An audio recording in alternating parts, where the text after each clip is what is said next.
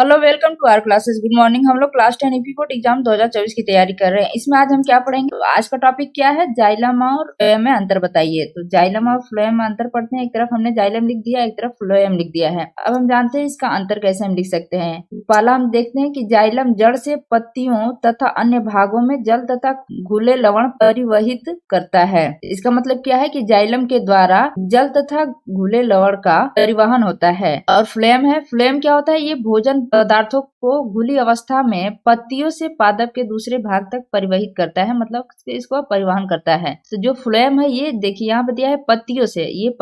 ये भोज्य पदार्थ को घुली अवस्था में, किस अवस्था में? घुली अवस्था में पादप के दूसरे भागों में क्या करता है? परिवहित करता है।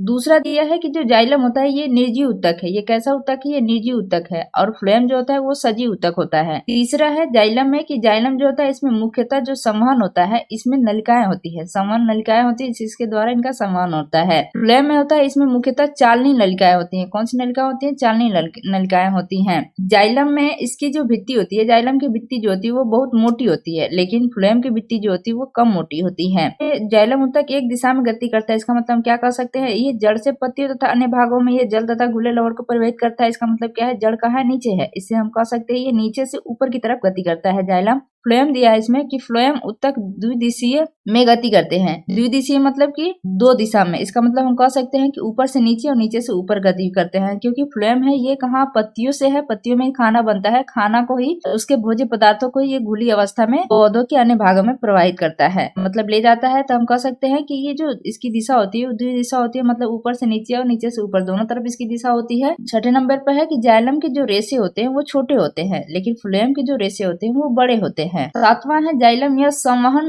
बंडल के केंद्र में स्थित होता है। जो जाइलम आप देखेंगे आपका संवहन बंडल ऐसे बना है, उसके बीच केंद्र में जो होता है वो क्या होता है? जाइलम होता है।